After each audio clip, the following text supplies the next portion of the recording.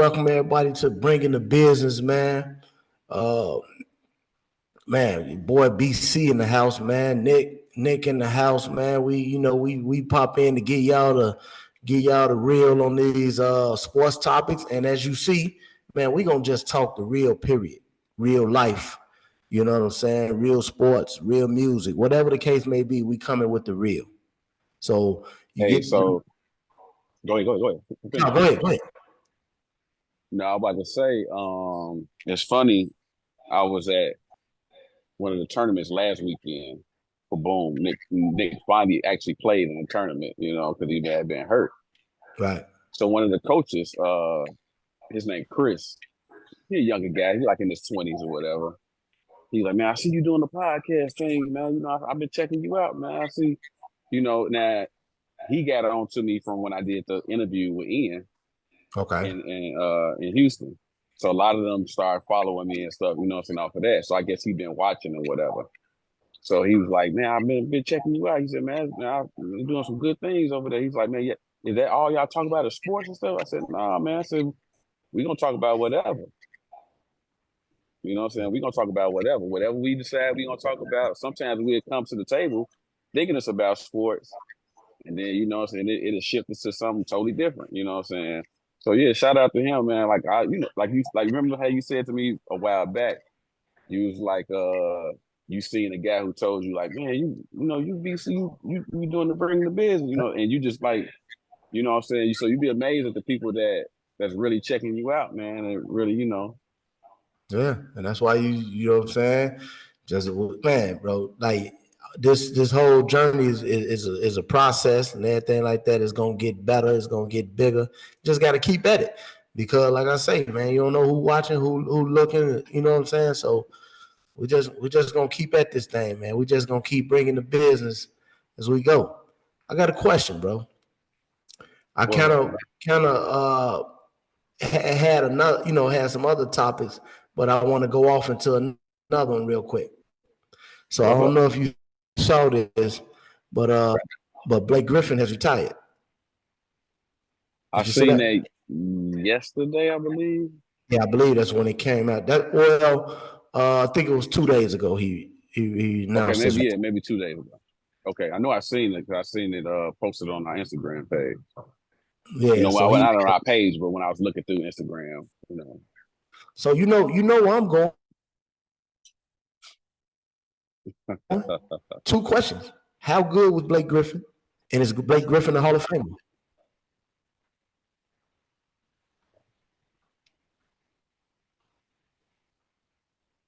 I'm gonna ask you to do this for me before I answer that question.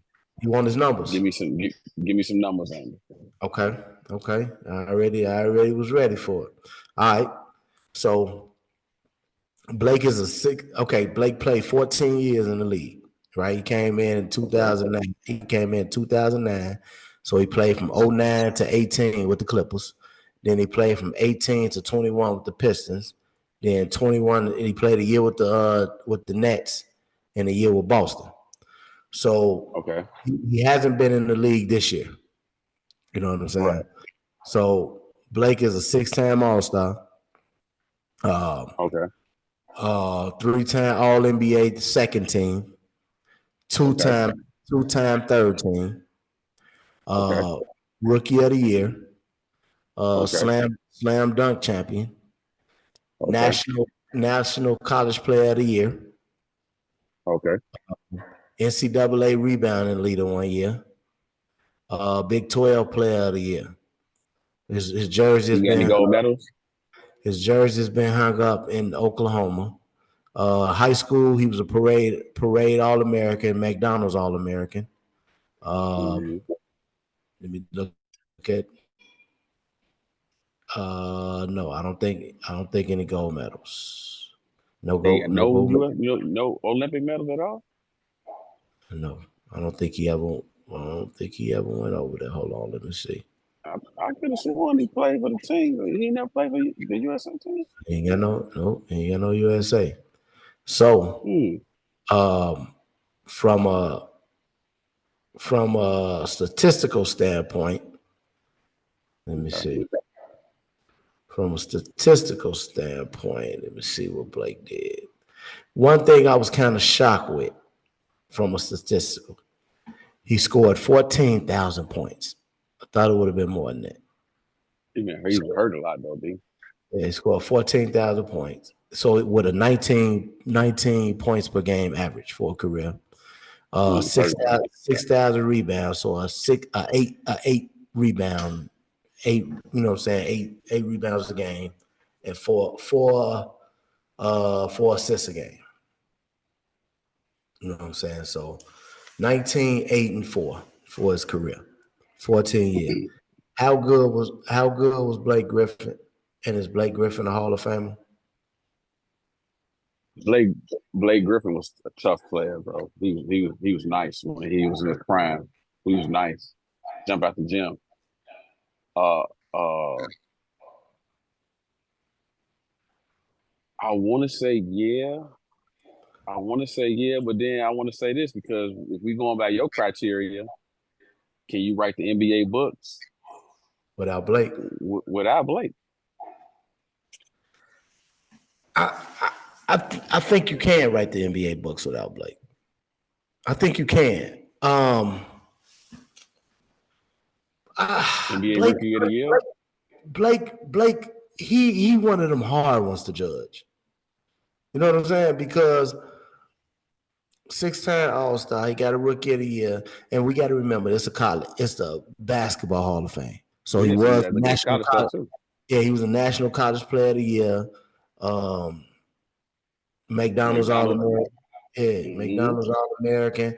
You know what I'm saying? He led college when, you know what I'm saying, his year in college, he led the nation in rebounding. You know what I'm saying? Stuff like that. 14,000 points ain't a lot. Like you said, I know he was hurt. That ain't a lot of points. 6,000 rebounds ain't a lot. You know what I'm saying? Just to put it in perspective, take a Russell Westbrook. He already over 7,000 rebounds. So, you know, there's certain point guards who may have rebounded better than Blake. You know what I'm saying? Stuff like that. Like I say, he averaged 8 rebounds for a career. That's not like, you know what I'm saying? But you got players in there. He's 6-time All-Star, 5-time All-NBA. You got players like Reggie Miller in the Hall of Fame who we love. And I think Reggie was like a 5-time All-Star, 3-time All-NBA. And people like Reggie. Can you write the books without Reggie, though? No. That's what I'm saying. So even though his accolades are similar, you can't write the NBA books without Reggie Miller. Yeah. So it's like I want to say yes for Blake, but then again, if we going by what you say as the criteria, if we're gonna go by BC's criteria of MVP, if you can write the books without him, then he don't get in. And it's hard for me because I wasn't a Blake Griffin fan. Like I didn't think Blake was. Me neither, really. I didn't think Blake was all that. But I'm trying to be fair. I'm trying to be open minded. I'm trying not to be biased or whatever when I give him the consideration for it. If it was up to me, but I don't know because Blake was also excitement for a while for the league. He was. You know what I'm saying? City, with him, Chris Paul and DeAndre Jordan. Yeah, that was. So he brought excitement to the league for a while. You know what I'm saying? Like when you turned on Sports Center or when you turned on stuff, like Blake got some incredible dunks but I'm gonna tell you this, his dunk contest was weak. Oh, they're jumping over the car. Now, I didn't think that was like the coldest shit I'd seen. I mean, I would have to go back and look at it. I remember it vaguely, but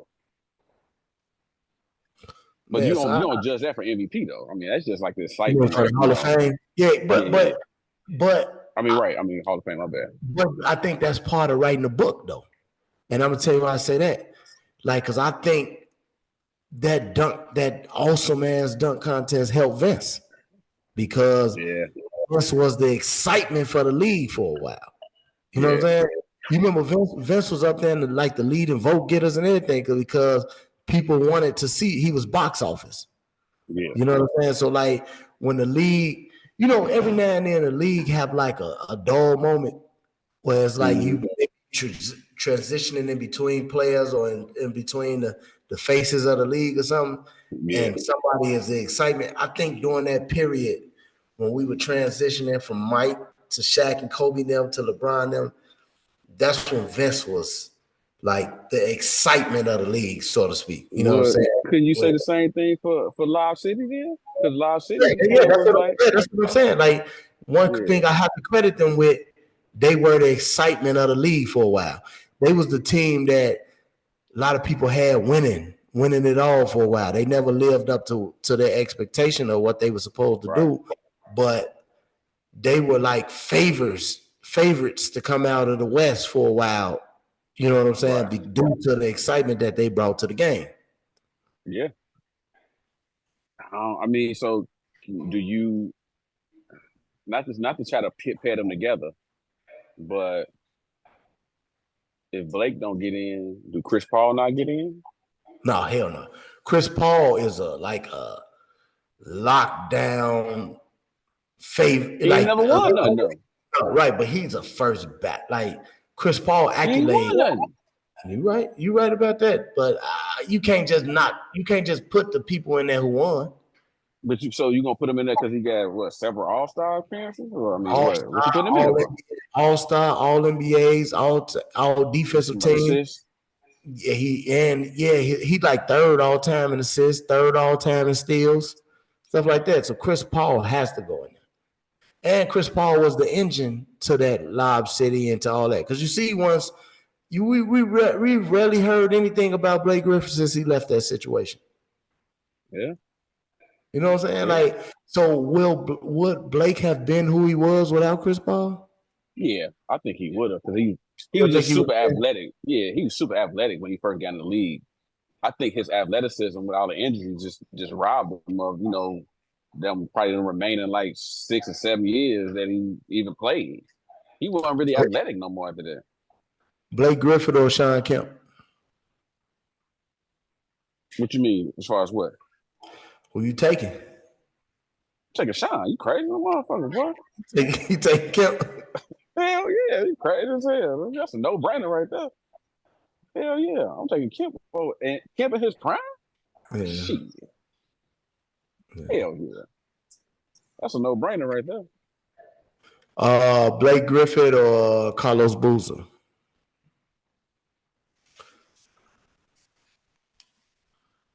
Now we just talking about a score game, like who you got. If they both sitting on the side, you know what I'm saying? You've seen both of their careers. I'm taking Boozer. Because Boozer had a nice little jumper, you know what I'm saying? He had a back to the basket game, nice little pull up, rebound the ball at a high clip. Yeah. I'm taking Boozer. So Boozer as a career, they both scored the same amount of points, 14,000. Boozer like 2,000 more rebounds. Blake more assists, but Boozer 16 and 10, and Blake was 19 and 8. Yeah, I don't know. I'm probably taking Boozer though. Taking Boozer. I see what the numbers say, bro. Boozer ain't got no shot to make the Hall. Nah. Boozer ain't got no shot to, you know what I'm saying, to make it. You know, but I don't know, man. It was almost like Blake disappeared too. You know what I'm saying? Before I saw his name in the retirement thing, man, I ain't heard Blake Griffin name in a long time for nothing. Because you got to think about it like this. Somebody who their whole game, for the most part, was predicated off of their athleticism. Jumping out the gym. Once that's over. You know what I'm saying? Once that was over with, it was like, I mean, he had a decent, he developed a decent jumper. In the final, of his final years that he actually played in the league, but his whole game was athleticism. Yeah. Him being fast and jumping out the gym, and that shit left him quick after those injuries, dude. And I think that was a problem with the Clippers, because when you get to them playoffs and they slow the game down and they make you play half court opposed to that running and gun shit, he couldn't really do that to me. Right. You know what I'm Right. saying? He couldn't really like you could you know how you got a Karl Malone or Barkley or something, you could just dump that ball to them and get out the way Mm-hmm. and they got moves, you know what I'm saying, to be able to score. I didn't see that with Blake. But who You know who what fault I'm is saying? that? I think it's his. Exactly. I think it's his. I think Because yeah, he didn't work on his game enough to that point. exactly. Yep. I was about to say that. So you go to the playoffs that first year, you see, okay, throughout the season, we good. We live city. Once the game slow down, okay, now I gotta do something with my game suitable for when it slow down. Right, You know what I'm saying? You better go to Hakeem or something. right. You know what I'm saying? Get you some low post moves, get you, you know what I'm saying? You need to do something. You know what I'm saying? I shit go. I mean, even though Barkley probably don't train people or whatever, I'm just saying Right. you need to But go yeah, to these you players. gotta go somewhere like that. Yeah. You know what I'm saying? But so like the reason I asked that question because I agree with you. It's his fault. Yeah. You know, I got a thing where I say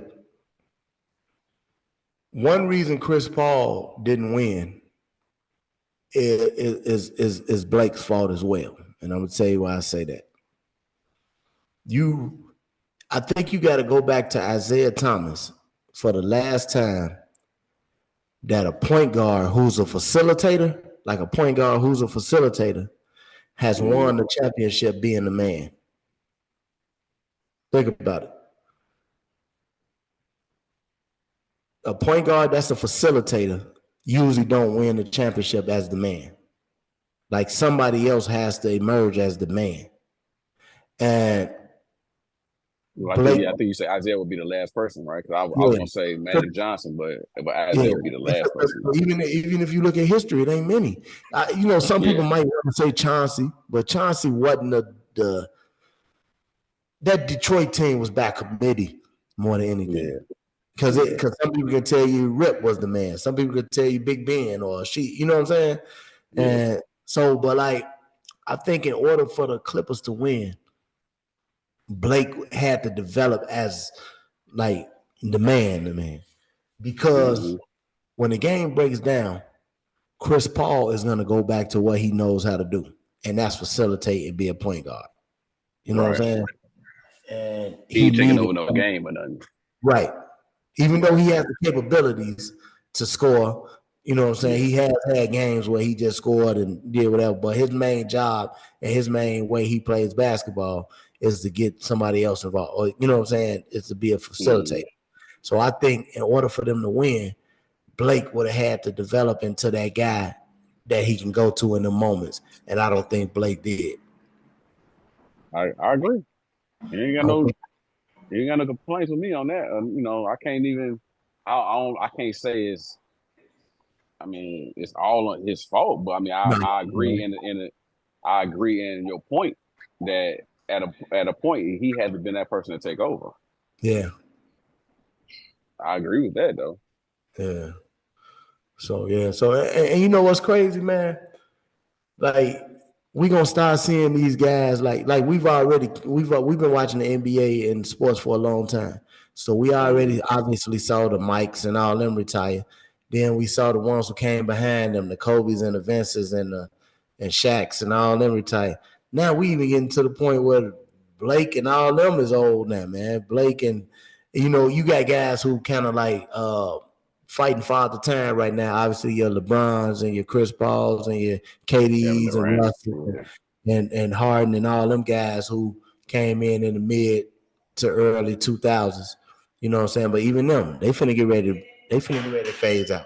You know what I'm saying? So you got them guys that's finna get ready to lead the game. So it's just funny, man, that we to that point where these guys are old and leaving the game now.